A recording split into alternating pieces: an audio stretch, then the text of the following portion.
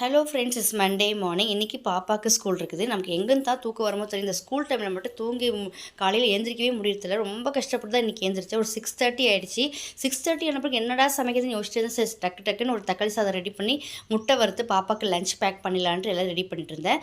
தக்காளி சாதம், முட்டை, ஒயிட் ரைஸ் தாங்க. மார்னிங் டிஃபன் பார்த்தா தோசைக்கு மாவு கரைச்சி வச்சுருந்தேன்.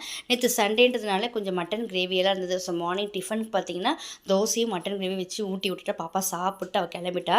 லஞ்சுக்கு பார்த்தீங்கன்னா ஒயிட் ரைஸும் தக்காளி சாதம் செஞ்சு முட்டை கொஞ்சம் அப்படியே ஸ்க்ராம்பிள் பண்ணி உள்ளே வச்சுட்டேன். ஸோ பிரேக்குக்கு பார்த்தீங்கன்னா பனானா தான் வச்சுருந்தேன். ஸோ நிறைய வாழைப்பழம் இருந்ததா வீட்டில். ஸோ வாழைப்பழம் சாப்பிடுமான்னு சொல்லி வாழைப்பழம் பிரேக்குக்கு வச்சுட்டேன். இது ஸ்கூல் வந்து இன்னும் 4 டேஸ் இருக்குது. இந்த 4 டேஸில் இன்னும் வெயில் வர தாங்க முடியல. கிச்சனுக்குள்ளே வரவே முடியல. அந்தளவுக்கு கண்ணலாக இருக்குது.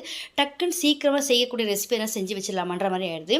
ஸோ வாட்டர் பாட்டில் ஃபுல்லாக தண்ணி வச்சுட்டு 2 வாழைப்பழம் வச்சு கொடுத்துட்டேன். மார்னிங் டிஃபன் வந்து தோசை வச்சு சாப்பிட வச்சு அனுப்பிட்டேங்க. எப்படி ஒரு வழியாக அன்றைக்கி வேலையை கம்ப்ளீட் பண்ணிட்டேன். ஸோ பிடிச்சிருந்தா லைக் பண்ணுங்கள், ஷேர் பண்ணுங்கள், மறக்காமல் சப்ஸ்கிரைப் பண்ணி பாருங்கள். தேங்க்ஸ் ஃபார் வாட்சிங். Tata, bye bye.